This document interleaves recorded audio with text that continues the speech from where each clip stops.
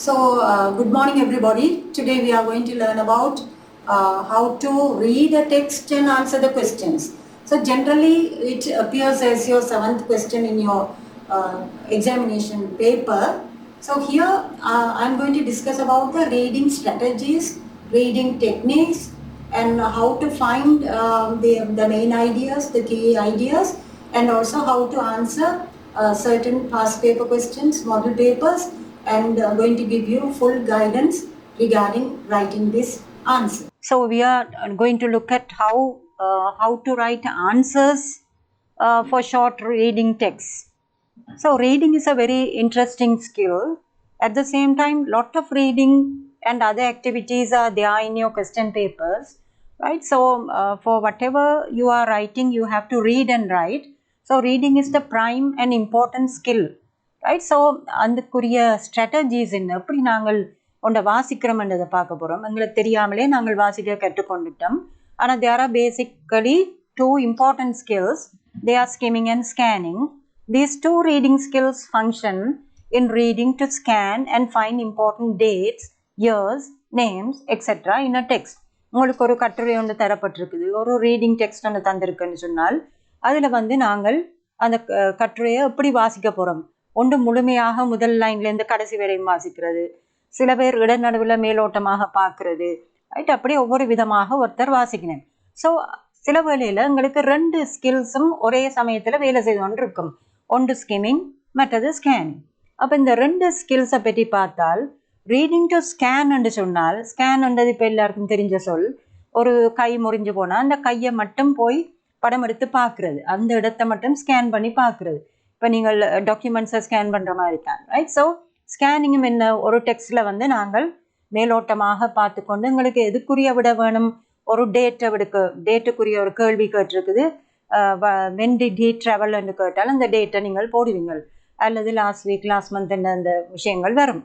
அதே போல் இயரை பற்றி கேட்கப்பட்டிருந்தால் நீங்களோட கண்ணுக்கு அந்த இயர்ஸை நீங்கள் பார்ப்பீங்கள், அதோட தொடர்புடைய 1940 2010 ஏதோ ஒன்றை நீங்கள் அதில் கவனமாக கவனித்து அதை மட்டும் கண் குவித்து பார்க்குறது scanning.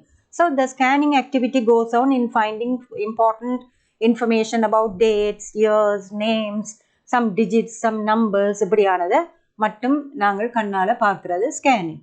At the same time skimming அந்த ஆக்டிவிட்டி தான் இம்பார்ட்டண்ட்டாக இருக்குது. ஏனென்றால் இப்போ நீங்கள் ஒரு பாட சம்பந்தமாக ஒன்றை விளங்கி எழுதுவதாக இருந்தாலும் அங்கே முழுமையாக வாசித்து தான் நாங்கள் எழுதுவோம். அப்போ ஒரு கேள்வியை வாசிக்கும் போது நாங்கள் செய்கிறதெல்லாம் ஸ்கிம்மிங் என்று சொல்லுவோம். முழுமையாக கேள்வியை விளங்கத்தானே வேணும். அதே போல் இந்த பந்திக்கு கீழே after each short text you will be getting some questions. அப்போ இது இங்கிலீஷ் லாங்குவேஜ் 1 டெஸ்ட் 7 ஒவ்வொரு முறையும் நீங்கள் பார்ப்பீங்க, ஏதோ ஒரு டெக்ஸ்ட் ஒன்று வரும், அதுக்கு கீழே கேள்விகள் வந்திருக்கும். ஸோ அந்த கேள்விகளை ஆன்சர் பண்ண போய்க்கல நாங்கள் ரெண்டு யுக்திகளை கையாள போகிறோம். ஒன்று ஸ்கிம்மிங் அல்லது ஸ்கேனிங். ஸ்கேனிங்ன்றது நாங்கள் காம்ப்ரிஹென்ஷன் கொஸ்டின்ஸ் அப்படியான கேள்விகளுக்கு நாங்கள் விடைகளை கண்டுபிடிக்கும் போது நீளமான முழுமையான வாக்கியங்களை எடுத்து எழுதும் போது அது ஸ்கிம்மிங் என்று சொல்லப்படும். ரீடிங் காம்ப்ரிஹென்ஷன் டெக்னிக்ஸ் அவையெல்லாம் ஸ்கில்ஸ். இங்கால நாங்கள் பார்க்க போகிறது என்னென்ன யுக்திகள், techniques, right? Read to find the main idea in a topic sentence, key details in the paragraphs, specific details, infer and find out information, the support idea which may help to understand the entire text. அப்போ முழுமையாக ஒரு ரீடிங்கில் நாங்கள் கேள்விகள் வரப்போகுதுன்னு சொன்னால் எங்களுக்கு வாசிக்கலையே main idea அல்ல topic sentence என்னன்றது தெரிஞ்சிட வேணும். தலையங்கத்தோட தொடர்படியும் பார்க்கலாம். First paragraph first 2 lines, second paragraph 2 lines, அப்படி வாசித்தும் மெயின் ஐடியாவை நாங்கள் பிடித்து கொள்ளலாம். கீ டீட்டெயில்ஸ் இந்த பேராகிராஃப்ஸ், இந்த மெயின் ஐடியா சம்பந்தமான கீ டீட்டெயில்ஸ் எல்லாம் ஒவ்வொரு பந்தியிலையும் வரத்தான் போகுது. அண்ட் ஆல்சோ ஸ்பெசிஃபிக் டீட்டெயில்ஸ், ஏதாவது பிரத்யேகமான ஒரு டீட்டெயில் வரையில நீங்கள் அந்த டீட்டெயிலை தேடுறதுக்கும் நீங்கள் you have to read and find. அதே நேரம் ரீடிங்கில் உங்களுக்கு வேறு கேள்வி வரும், infer and find out information. ஒரு விஷயத்தை நீங்கள் கெஸ் பண்ணி answer, what you think that happen after that, அல்லது அதுக்குள்ள வராத வசனங்களாக எழுதப்படாத விஷயங்களை யூகித்து எழுதுறத இன்ஃபர்ன்னு சொல்கிறது. அதே போல் 5வது support idea which may help to understand the entire text. எப்பயும் நாங்கள் பந்திகள் எழுதி கொண்டு போய்க்கல ஃபார் அன் எஸ்ஸே ஒரு an article or even letter writing என்னத்திலையும் பந்தியாக எழுதுகிறோம். ஈவன் சார்ட் டிஸ்கிரிப்ஷன், ரைட், அதில் வந்து உங்களோட சப்போர்ட் ஐடியாஸ் அடுத்த பந்திகளில் செகண்ட் தேர்ட் பேராகிராஃப்ஸில் அவையெல்லாம் வர்றதை நீங்கள் பார்ப்பீங்க. ஸோ ரீடிங் கம்ப்ரிஹென்ஷன் டெக்னிக்ஸ் டேக்கில் நாங்கள் சோதனை போகிறோம். பந்தி கிடைத்திட்டுது, கேள்விகள் போடப்பட்டிருக்குது. அப்போ என்ன பார்க்கணும்? Main idea, controlling ideas. இந்த முழு டெக்ஸ்டையும் இது கண்ட்ரோல் பண்ணி கொண்டிருக்குது. About the economy of Sri Lanka, about the population explosion, about the latest war in Gaza, right? என்னத்தை பற்றியோ அதை நீங்கள் key details, then patterns and the structure and also inferences நீங்கள் அதில் பார்த்து கொள்ளுவீங்க. Then reading for main ideas. நாங்கள் வாய்ச்சி கொண்டு போயிக்கல. while reading a text you may ask the following questions. What is the topic or subject matter? நீங்கள் வாசிக்கல கேள்விகள் இருக்கிறபடியாக தான் உங்களுக்கு விடைகள் எல்லாம் இதை பற்றி தான் இருக்குது, இதாகத்தான் இருக்கும் என்றெல்லாம் நாங்கள் யோசிக்கிறது, ரைட்? ஸோ இந்த சென்டென்சஸ் கூட உங்களுக்கு paragraphs and also the sentences will help you to understand the key points. There are 4 general groupings by which information is organized. ஒரு டெக்ஸ்ட் எடுத்துக்கொண்டால், உங்களுக்கு வர ரீடிங் டெக்ஸ்ட் எடுத்துக்கொண்டால் அது வந்து ஏதோ ஒரு விதத்தில் அந்த இன்ஃபர்மேஷனை ஆர்கனைஸ் பண்ணித்தான் தந்திருப்பினேன். Some details are more important then others. சில இடங்களில் வந்து எக்ஸ்பிளைன் பண்ணிக்கல அந்த இம்பார்ட்டன்ஸ் வந்து சில பந்திகளில் அங்கே சொல்லப்பட்டிருக்கலாம். Supporting, developing the main idea, அதே ஐடியா தான், ஆனால் வேறு பந்தியில் அது டெவலப் பண்ணியிருக்கிறத பார்ப்பீங்க. ஃபார் எக்ஸாம்பிள், இப்போ நீங்கள் சந்தைப்படுத்துதல்ன்றதை பற்றி ஏதோ ஒன்று எழுதுறீங்களேன்னு சொன்னால் you have to start with the definition. சந்தைப்படுத்துதல் என்றால் என்று சொல்லி, what is a market, what is marketing என்று சொல்லி நீங்கள் ஒரு வரைவிலக்கணம் கொடுக்குறது டெஃபினிஷன்ஸ். அப்போ அதெல்லாம் என்ன, கூடிய விடயங்களை உங்களுக்கு தந்து அந்த டாப்பிக்கை விளங்கப்படுத்தி கொண்டு போகுது. அதே போல் நீங்களும் எழுதுபவராக இருந்தால் அதே போல தான் எழுதுவீங்க. ஸோ இங்கே வந்து நாங்கள் it is a reading exercise. அப்போ அந்த பந்தியில் என்னென்ன அந்த முக்கிய விடயங்கள்ன்றதை பார்க்கலாம். டெஃபினிஷன்ஸ் மட்டும் இல்லை, time sequences, comparisons, cause and effect அப்படியான விடயங்களும் அந்த டெக்ஸ்ட் வந்து என்னத்தை தழுவியதாக அமைந்திருக்குது என்றதை நீங்கள் இப்படி வாட்ச் கொண்டு போய்க்கலாம், உங்களுக்கு விளங்கும். ஸோ அதுக்குரிய ஃப்ரேசஸ் எல்லாம் நீங்கள் உங்களோட கண்ணில் நீங்கள் பார்க்கலாம். கண்ணால் ஃப்ரேசஸ் இண்டிகேட்டிங் டெஃபினிஷன்ஸ். இப்போ ஒரு டெஃபினிஷன் வருது என்றால் எப்படி இருக்கும், அதுக்கு ஃபார் இன்ஸ்டன்ஸ்ன்னு சொல்லலாம், ரைட்? ஒரு டெஃபினிஷனை சொல்கிறதா இருந்தால் வைல் டிஃபைனிங் என்ற ஒரு வசனத்தோடு தொடங்கலாம். மற்றது நீங்கள் டீட்டெயில் என்ன கொடுக்க போகிறீங்கள் என்றால் என்ன செய்வீங்கள், இப்படி நடந்ததாம் அன்றைக்கு இப்படி என்றெல்லாம் சொல்கிறோமில்ல. So those are examples, instances and also illustrations. அதே போல் நாங்கள் அதை specifically including one and phrases மூலமாக அவற்றை நாங்கள் சொல்லலாம். Definitions, details and illustrations. Usually when you see a definition or concept preceded it, அதை ஃபார் எக்ஸாம்பிள், ஃபார் இன்ஸ்டன்ஸ் என்று நாங்கள் அவற்றை சொல்லிக்கொண்டு போவோம். Words and phrases referring to time. அநேகமாக நாங்கள் டைம் சீக்வன்ஸை போட்டு கொண்டு போய்க்கலாம். Last week, last day, last Friday, yesterday, long ago, right? And வரைக்கல. Some of these can be used for both sequence in time and ideas. சில உள்ளவங்களோட ஐடியாவை நாங்கள் எழுதிக்கல. First let us discuss about the second part of the event was the third function அல்லது third one was என்றெல்லாம் போடுறோமில்லோ, அது நாங்கள் ஒழுங்குபடுத்துறது first second தேர்டுன்னு சொல்லி. That is also sequencing. அதே நேரம் ஒரு கதையாக இருந்தால் then, since, next, before, after, as soon as இப்படியான ஃப்ரேசஸை நாங்கள் பாவிக்கலாம். இவையெல்லாம் நாங்கள் கற்றுக்கொண்டாதான் இது என்ன வகையானது என்று பார்த்துக்கொள்ளலாம். Now we are going to compare and contrast. சில டெக்ஸ்ட்டை நீங்கள் பார்ப்பீங்கள், அங்கே ஒப்பீடு செய்யப்பட்டும் வேறுபாடுகளை எடுத்து கூறுவதாயும் அந்த டெக்ஸ்ட் வந்து அமைந்திருக்கும். அப்போ வர்ற கேள்விக்கு நாங்கள் ரெடியாக இருக்கணும். அப்போ இது என்ன இந்த விஷயம் என்று தெரியாமல் எங்களுக்கு கம்பேர் கண்ட்ராஸ்ட் விளங்காட்டால் அந்த டெக்ஸ்டே எங்களுக்கு குழப்பமானதாக முடியும். கேள்விக்கு மறுபடியும் எழுதுறது கஷ்டமாக இருக்கும். So we'll see this one. கம்பேர்ன்னு சொல்லிக்கல சிமிலர்லி, சிமிலர் டு, ரெண்டும் ஒரே மாதிரி. இப்போ மாணவர்கள் என்று வைத்தால் 12ஆம் ஆண்டு மாணவர்கள் என்று எடுத்துக்கொண்டால் அவர்களில் நாங்கள் ஒற்றுமை வேற்றுமைகளை எடுத்து சொல்லலாம். ஒரே மாதிரியான வகுப்பில் இருக்கணும். They are all in the same class. அப்போ அது சிமிலர் விஷயங்களை எடுத்து சொல்கிறது. அப்போ சிமிலராக கம்பேர் பண்ணிக்கல வர்ற சொற்கள் எல்லாம் அந்த கம்பேரிசன் வேர்ட்ஸ் அல்ல ஃப்ரேசஸ் வந்து similar to, just as, with, in comparison, likewise, like, both, compare to இப்படியான ஃப்ரேசஸ் வரும். கண்ட்ராஸ்ட் இன்றைக்கில் வேறுபாடுகளை நாங்கள் சொல்ல போகிறோம். இதற்கு மாறாக on the other hand மறுபுறம் பார்த்தால் என்று சொல்றதெல்லாம் கண்ட்ராஸ்டாக வரும். அப்போ அப்படி கண்ட்ராஸ்ட் பேராகிராஃப்ஸ் வந்தால் அதில் அவை சொல்லாயினும் இது கம்பேர் இது கண்ட்ராஸ்ட்னு சொல்ல மாட்டேனும். நாங்கள்லாம் விளங்குவோடும் அதுக்கு இந்த ஃப்ரேசஸை நாங்கள் அழகாக ஞாபகத்தில் வைத்துக்கொள்ளணும். அதே போல் why this happened என்றெல்லாம் கேட்டால் இப்படி நடந்தது ஏன் நடந்தது என்ற கேள்விகள் உங்களுக்கு வருது கொஸ்டனில், ரைட்? அப்போ அதைத்தான் காஸ் அண்ட் எஃபெக்ட்னு சொல்கிறது.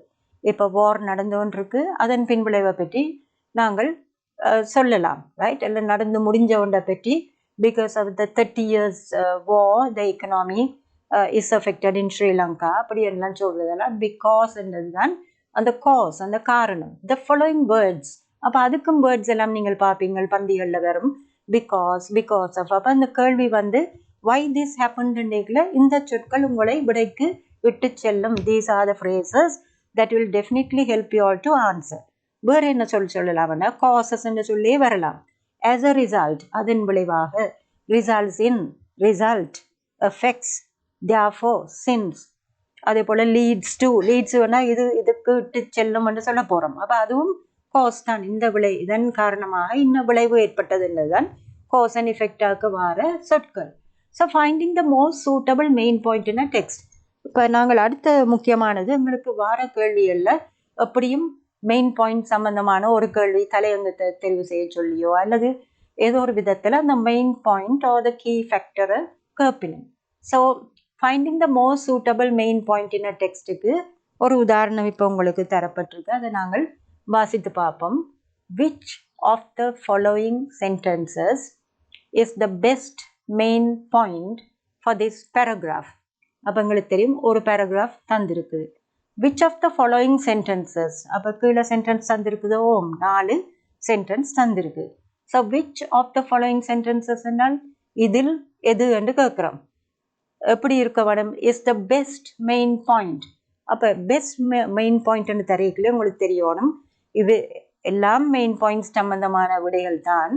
நான் கண்டுபிடிக்க வேண்டியது பெஸ்ட் மெயின் பாயிண்ட்டை கண்டுபிடிக்கணும், right? So which of the following sentences is the best main point for this paragraph. So இது ஷார்ட் பேராகிராஃப், நாங்கள் easily we can read and understand. விளங்காட்டாலும் வாசித்து முடிக்கலாம். வாட்சொண்டு போகிக்கல யூ கேன் சி இந்த 4 வாக்கியங்களுக்கும் ஏற்ற மாதிரி மனதில் வச்சிருக்கவன். The first sentence, according to Moscotti, there are 4 keys to a balanced life. இப்போ எங்களுக்கு கருத்தொன்னும் தேவையில்லை, இந்த சொற்கள் சும்மா மனதில் தெரிய வேணும். Moscotti, 4 keys, balanced life. Next one, the first key to a balanced life, according to Moscotti, is the ability to work well. அப்போ இதில் என்ன சொல்லப்படுது? ஃபர்ஸ்ட் கீயை பற்றி என்ன வருது. Third one, the final key to a balanced life. அப்போ அங்கால நாங்கள் வாசிக்க தேவையில்லை. அப்போ இதில் அக்கார்டிங் டு மஸ்கோட்டி என்றது அவரின் படி, அவற்ற கூற்றின் படி, அவரினுடைய ஆராய்வின் படி, அவருடைய ரிசர்ச்சின் படி, அக்கார்டிங் டு மஸ்கோட்டியினுடைய கருத்துப்படி, according to his opinion, according to his research, right? அடுத்தது ஃபர்ஸ்ட் கீஸ், அடுத்தது ஃபைனல் கீன்னு சொல்லி இருக்குது. And look at the fourth one, according to மஸ்கோட்டி, some people having trouble receiving love. சரி, அப்போ நாங்கள் மனதை இதில் வந்து logically and intellectually in an intelligent manner you can also find the answer. பந்தியை வாசிக்காமலே எங்களுக்கு ஒரு எங்களோட புத்தியை பயன்படுத்தி பொது அறிவை பயன்படுத்தி நாங்கள் விடையையும் கண்டுபிடிக்கலாம். இதில் வந்து ஃபர்ஸ்ட் கீ ஃபைனல் கீ என்ற ஒன்றை வச்சுக்கொண்டு இங்கே எழுதப்பட்டிருக்க மாட்டாதுன்னு ஒன்றை யூகித்து கொள்ளலாம். Then first and the fourth sentences we have to focus. அதில் நாங்கள் பார்ப்போம். According to Moscotti, there are 4 keys to a balanced life. அப்போ அதில் நாங்கள் என்ன சொல்கிறோம்? இந்த ஆளினுடைய கூற்றுப்படி 4 முக்கியமான விடயங்கள் தேவை பேலன்ஸ் லைஃபுக்கு. கருத்து விளங்கியில் என்றாலும் there are 4 keys என்று நாங்கள் சொல்கிறோம். அப்போ அடுத்த கேள்வியில் வருது first key second final key என்றதை நாங்கள் மெதுவாக சொல்லாமல் விடலாம் என்றால் மெயின் பாயிண்ட்டை சொல்ல போகிறோம். அப்போ மஸ்கோட்டி வந்து ஃபர்ஸ்ட் கீயை பற்றி மட்டும் சொல்லியிருந்தால் அது பொருத்தமானதாக இருக்கும். ஃபைனல் கீயை பற்றி சொல்லியிருந்தால் பொருத்தமாக இருந்திருக்கும். ஆனால் இங்கே 4 கீயை பற்றி சொல்லியிருக்கு. தென் ஃபைனலி, அக்கார்டிங் டு மஸ்கோட்டி, some people are having trouble receiving love. சில பேருக்கு அன்பை பெறுவது கஷ்டமாக இருக்குன்னு மஸ்கோட்டி சொல்கிறாருங்க. ஆனால் அந்த முதலாவது 4வது விடைகளை மனதில் வச்சுக்கொண்டு நாங்கள் இப்போ பேராகிராஃபு போக போகிறோம். According to psychiatrist Richard Moscotti, the ability to work well is one key to a balanced life. இப்படி நீங்கள் பார்த்து ஒன்று போய்க்கல, இது ஒரு கீயை பற்றி சொல்கிறார். He feels both underworking and overworking are to be avoided. A second key is the ability to love. அப்போ அங்கே 2வது கீயை பற்றி சொல்லியிருக்கு. The ability to be loved is the third key to a balanced life. இதுதான் இங்கே 4வது கேள்வியாக வந்திருக்குது. Ability to be loved-ன்றது தான் 4வது விடையவா சொல்லப்படும். அப்போ அது ஒரு கீ தான். This is difficult for those who feel unworthy of love. The last key is the ability to play, which involves knowing how to relax. அப்போ 4 விடயத்தையும் அவர் சொல்லியிருக்கார். Line by line, key by key சொல்லப்பட்டிருக்குது. ஆனால் நாங்கள் விடையை இப்போ சிம்பிளாக நாங்கள் கண்டுபிடிக்கலாம். அக்கார்டிங் டு மஸ்கோட்டி there are 4 keys to a balanced life என்றதான். அப்போ தெளிவாக நாங்கள் விளங்கி தெளிவாக ஆன்சரை அண்டர்லைன் பண்ணணும். தென் எக்ஸாமினேஷன் பாஸ் பேப்பர்னு உங்களுக்கு தந்துருக்குது.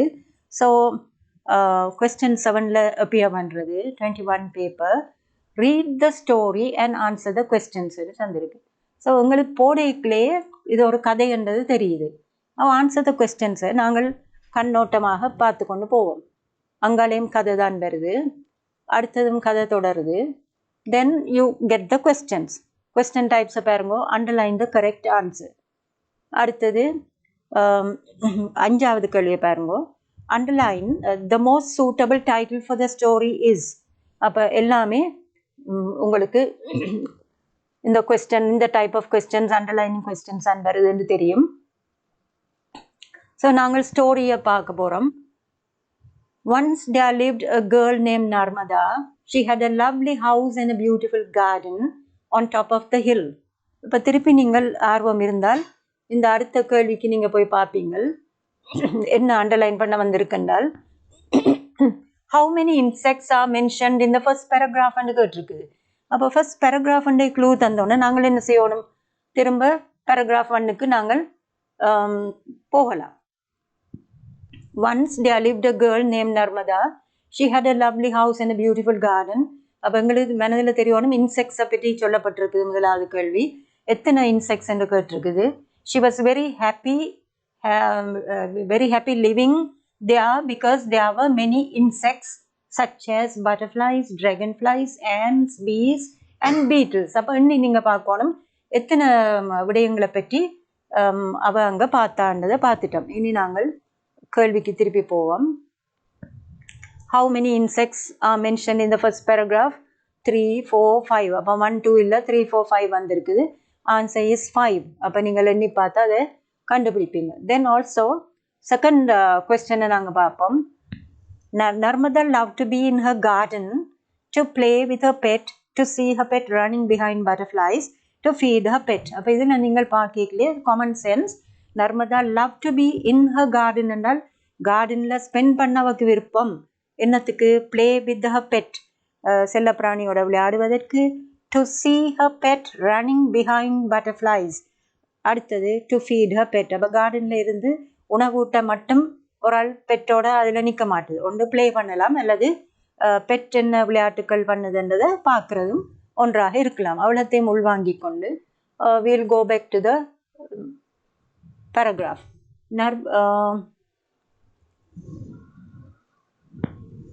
Yes. So she loved to watch her pet. இதே first paragraphலே வருது. She loved to watch her pet, the baby squirrel, chasing butterflies. வேறு ஏதாவது இருக்குதோன்னு நீங்கள் செக் பண்ணி போட்டு இதுக்கு ஆன்சர் வந்து சேசிங் பட்டர்ஃப்ளைஸ்ன்னு இப்போ உங்களுக்கு தெரியும். அது இருக்கும்னு பாருங்க விட சரியாண்டு. Right. To see her pet running behind butterflies. சேசிங்ன்றது ரன்னிங் பிஹைண்ட். ரைட். ஸோ நாங்கள் இனி 3வது கேள்வி எப்படி அமைந்திருக்குன்னு பார்ப்போம். Narmada fed her sick pet. Sick பெட்ன்றது நோய்பட்ட பெட்டு. அந்த செல்லப்பிராணிக்கு என்ன கொடுத்தான்னு அங்கே வருது. அப்போ some water, some milk, both water and milk. அப்போ இந்த விட வந்து தண்ணியா பாலா அல்லது ரெண்டுமான்றதை நாங்கள் பார்க்க போகிறோம். ஸோ அந்த வாட்டர் மில்க் என்ற விஷயங்கள் இங்கே வருதுன்றதை நாங்கள் பார்த்து அதுக்கு உரிய மறுமொழியை நாங்கள் பார்க்க போகிறோம். அப்போ அநேகமாக இந்த ஃபர்ஸ்ட் பேராகிராஃபில் அது வந்திருக்காது என்னென்றால் அந்த மில்கையும் வாட்டரையும் அதில் காணையில். So now one day the baby squirrel had a fall and fell sick. இப்போ உங்களுக்கு இட்டு செல்லுற சொல் என்ன? த லீடிங் வேர்ட் இஸ் சிக்ன்றது. அப்போ அது நோய்வாய்ப்பட்ட பொழுது அதுக்கு என்னென்ன கொடுத்தான்றதை நாங்கள் பார்க்க போகிறோம். She sprinkle the water, a little water on its eyes. அந்த அணில் கொஞ்சம் கண்ணுக்கு மேலே நேர ஸ்ப்ரிங்கிள்ன்றது தெளித்தவர். But it did not respond. அது அதற்கு அசையவில்லை. Narmada was so worried and she fed her little pet with some milk. இங்கே தான் உங்களோட ஆன்சர் வருது, இந்த பந்தியில் தான். அப்போ அவள் கவலைப்பட்டு அந்த சின்ன பிராணிக்கு she fed herன்றது ஃபீட் பண்ணுறது. Feed in the past form, fed her little pet with some milk. கொஞ்சம் பாலை அதுக்கு ஊட்டினான்னு வருது. அப்போ எங்களுக்கு விட இப்போ மனதில் வந்திருக்கும் கேள்வியை பாருங்க. Third question, some water some milk, both water and milkல she fed her with some milkன்றது தான் ஆன்சராக வரும். According to the story, the phrase similar in meaning stroked is, அப்போ உங்களுக்கு ஒரு டெக்ஸ்ட் ஒன்று வரும், அதில் ஏதாவது ஒரு சொல்ல வந்து இப்படி ஹைலைட் பண்ணி பிளாக் லெட்டர்ஸோ they will put it in bold, இப்படி டார்க்காக தந்திருப்பினோம். அப்பயே நீங்கள் யோசிக்கணும், இதுக்கு கருத்து கேட்க போயினும் அல்லது ஏதோ ஒரு விஷயம் இருக்குன்னு. அப்போ அது நீங்கள் அந்த பந்தியை கவனமாக பார்த்து அறிஞ்சு கொள்ள வேணும். ஸோ ஸ்ட்ரோக்ன்றதுக்கு பொருத்தமான விடையை போட்டிருக்கு. patted tenderly, shook hard, lifted quickly. அப்போ இந்த கதையின்படி ஸ்ட்ரோக் என்றால் என்னன்றதை நாங்கள் போய் பார்க்க போகிறோம். அடுத்த பந்தியில் பார்ப்போம். The baby squirrel limped slowly near Narmada and looked at her eyes as to say, "Thank you for taking good care of me." Narmada held the baby squirrel, kissed its forehead and said, "A friend in need is a friend indeed." இது கடைசி பந்தியாக வருது. அவள் முதல் பந்தியில் வருது ஒன்று பார்ப்போம். Then she murmured in a soft voice, "You, my baby squirrel, get well soon. If you hear me, please open your eyes." A few minutes passed by. The baby squirrel opened its eyes. It looked at Narmada in a very grateful manner, as it was thanking her for all what she had done. அப்போ அதுக்கு முதல்ல தான் இந்த ஸ்ட்ரோக்ன்ற சொல்லுங்க நாங்கள் கண்டுபிடிக்க போகிறோம். அதுக்கு முதல் பந்தியில் she stroked its head until it fell asleep. அப்போ தலையை தடவி விட அது நித்திர கொள்ளும் வரைக்கும் தலையை தடவி விட்டான்னு சொல்லியிருக்கு. அப்போ ஸ்ட்ரோக்ன்றது பேட்டர்ட் ஆன்சர் வரும். We'll see. Patted tenderly, so that is the answer for the fourth question. So patted tenderly. Then the fifth question, the most suitable title for the story is. கதையை நாங்கள் ஓரளவுக்கு சேர்ந்து வாசிச்சிட்டோம். அப்படி வாசிக்கும் போது எங்களுக்கு எதை தலையங்கமாக மிக மிக பொருத்தமான தலையங்கம் கேட்டிருக்குது. அப்போ லாஸ்ட் ஃப்ரெண்டுன்றது காணாமல் போனதை பற்றி அங்கே ஒன்றும் சொல்ல இல்லை. சேவ்ட் அட் லாஸ்ட் பார்ப்போம். அடுத்தது a troublesome pet, கரைச்சல் கொடுக்குற ஒரு செல்ல பிராணியாக அங்கே சொல்லப்படையில்லை. ஸோ இட் இஸ் அவர் இதுதான் நாங்கள் இன்ஃபோ பண்ணி எடுக்கிறது. That is going to be the most appropriate heading, that is saved at லாஸ்ட்ன்றது ஹெட்டிங்காக வரும். ஸோ எங்களுக்கு ரீடிங் அபிலிட்டியை நாங்கள் கூட்டிக் கொண்டு போக then you can. So this is another question paper 2020 வந்தது. read the following text and underline the correct answer. அப்போ இதில் எங்களுக்கு முதலே தெரியும் ஏதோ அண்டர்லைன் பண்ண வந்திருக்குன்னு. அப்போ கேள்வியை போய் பார்ப்போம். How often did the writer and his family visit grandma? அப்போ நீங்கள் பார்ப்பீங்க ABC என்ற விடைகள் வருது.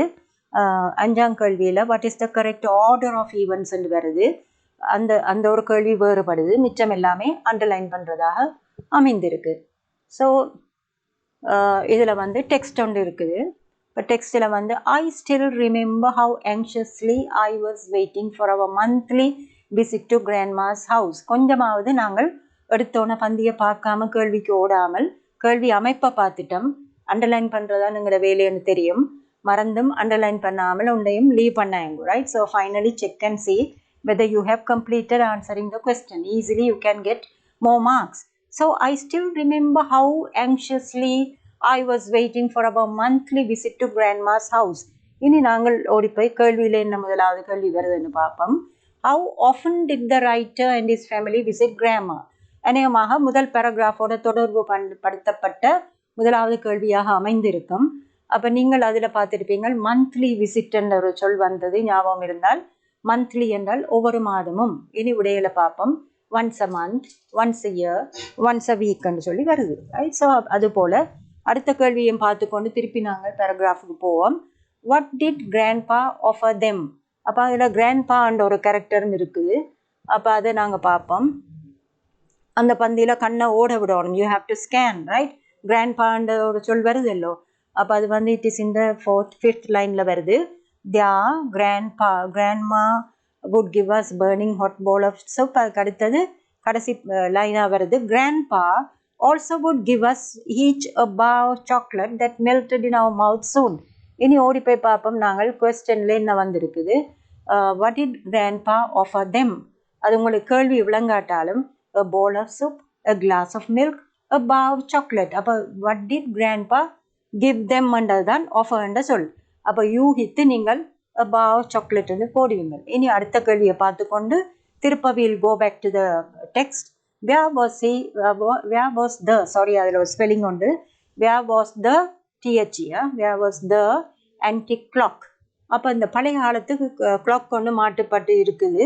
high on the wall, in the kitchen, on the cabinet. அப்போ இதுவும் நாங்கள் யோசிக்கணும். ஒரு கிளாக்கை கொண்டே குசினிங்கில் வைக்க மாட்டேன். இந்த கிச்சன் வராது. சில வழியில் இருந்தாலும் இருக்கலாம். எங்களோட டெக்ஸ்ட்டை பொறுத்து. Right. we have to read and see. high on the wall, அனிமா கிளாக் அங்கே மாட்டுப்பட்டிருக்கும்.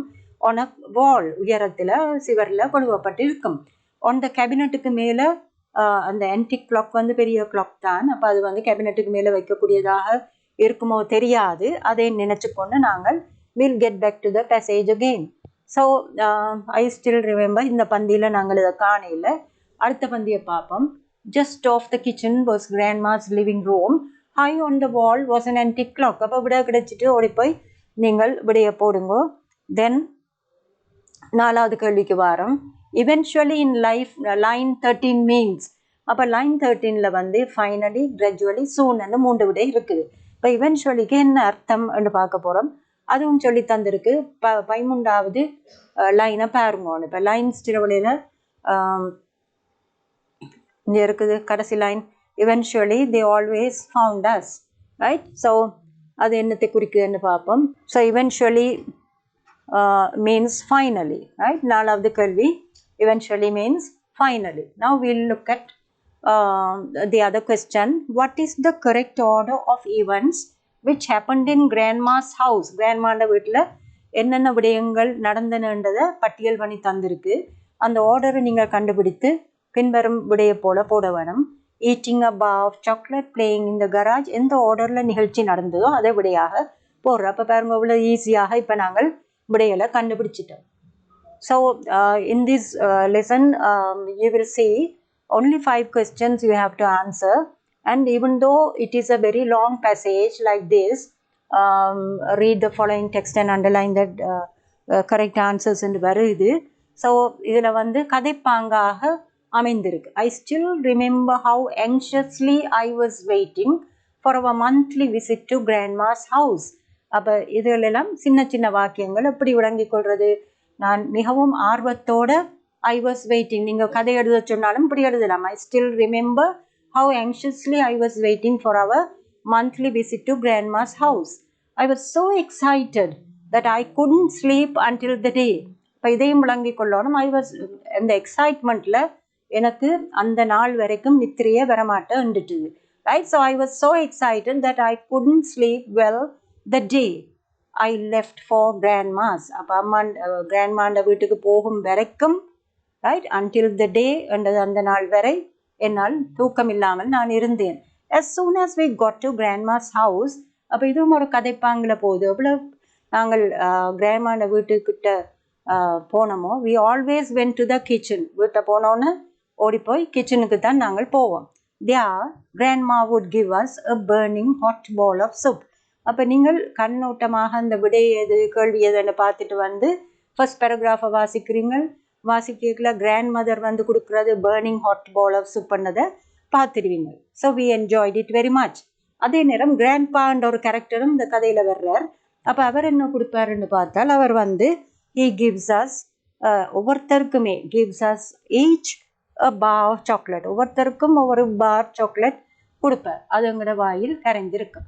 Just off the kitchen. இப்போ ஒரு ஃபோக்கஸ் பண்ணி கொண்டு போகிற மாதிரி உங்களை கிச்சனில் இருந்து அங்கால கிராண்ட் மதர்ன்ற லிவிங் ரூம்ன்றது ஹால். ஒவ்வொரு கதையும் வாசிக்கல புது புது சொற்கள் கருத்துக்களை எழுதி அதுக்கு ஈக்குவலான சினனிம்ஸையும் நீங்கள் போட்டுக்கொள்ளலாம்.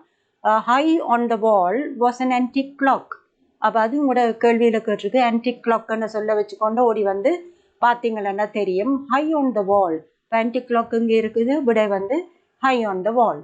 At the far end of the room were grandma's short octagonal cabinets with round tops. இப்போ இதில் கேள்வி கேட்டிருந்தால் அந்த octagonal கேபினட்டுக்கு மேலே என்ன விதமான டாப் இருந்ததுனால் ரவுண்டான டாப்ஸ் அதில் இருந்தது. grandma also had a place for us to play. அப்போ where did she allowed us to play என்று கேட்டால் நீங்கள் சொல்லுங்க இந்த old garage. அப்போ ஒவ்வொரு சொல்லும் play என்றதோட நீங்கள் old garage, ரைட்? ஸோ அதே நேரம் அங்கே என்ன காணப்பட்டது? there were some cars, not just regular cars. அப்போ கார்கள் இருந்தது, இப்போத்த கார்கள் மாதிரி இல்லை, but wonderful old cars, right? when the engine of those cars started they sounded like lion roaring. அப்போ அந்த கதையை இப்போ நாங்கள் கதையை எப்படி சுவாரஸ்யமாக கொண்டு போயினோம் அந்த சொற்களை வச்சுக்கொண்டு எப்படி விடையில் எடுக்கலாம்ன்றதையும் பார்க்கலாம். So how does it sound? What did they found in the garage? அப்போ ரெகுலர் கார்ஸ், ஓல்ட் கார்ஸ் என்றெல்லாம் விடை வரும் தானே. அப்போ நீங்கள் அதில் ஓல்ட் கார்ஸுக்கு விடையை அண்டர்லைன் பண்ணலாம். when the time came to leave, போக போகிறோம், ரைட்? போக போகிற போது grandma's ஹவுஸை விட்டு we were always very sad. So what is the feeling they had when they were about to go? They were not happy, they were very sad, they didn't want to stay. மூன்று மறுமொழியில் நீங்கள் very sad என்றதை போடுவீங்க. we would miss grandma's fresh glass of milk in the morning. அப்போ ஏன் அவைக்கு சேடாக இருக்குன்னு சொன்னால் அந்த என்ஜாய்மெண்ட் ஒன்று ஃப்ரெஷ் கிளாஸ் ஆஃப் மில்க் கிடைக்கும் காலமேல. அண்ட் கிராண்ட்பாஸ் லவுட் லாஃப்டர், பெரிய சத்தமாக தாத்தா அந்த சிரிப்புகள். Sometimes we would hide under grandma's great big bed. அநேகமாக பழைய காலத்து பெரிய அகலமான கட்டில்களுக்கு கீழே தாங்கள் ஒளித்திருவினமாம். we would hide என்றது ஒளிப்பார்கள். என்னத்துக்காக? hoping our parents would leave without us. அப்போ இவையில் வந்து தங்களை விட்டுட்டு மெதுவாகவே போயிடுவினம், தாங்கள் ஒளிச்சு நிற்போம்னு சொல்லி யோசிக்கிறதா. So eventually they always found us. ஆனால் கடைசியில் இப்படியும் உங்களை கண்டுபிடித்திருவினேன் கடைசியில். ஸோ ஒரு கதை முடியும் போது நாங்கள் ஃபைனலி, இவென்ச்சுவலி அப்படியான சொற்களை சொல்லி நாங்கள் கதையை முடிக்கிறோம். அப்போ அதே இதுதான் இங்கே உங்களுக்கு இவென்ச்சுவலி என்ற சொல்லுக்கு ஈக்குவலானது ஃபைனலி என்றது நீங்கள் இப்போ பார்த்துருப்பீங்க. So these are the types of questions. உங்களுக்கு முதலே தெரியும், you have to underline. So அதில் நீங்கள் அண்டர்லைன் பண்ணுறதான் உங்களுக்கு ஆன்சர்ஸை வந்து அண்டர்லைன் பண்ணி காட்டுவீங்கள். I think you would have enjoyed this lesson. Now you all should be very well prepared to answer such questions in your GCE level examinations, right? So you can easily do these exercises and practice them with my guidance. Thank you, children.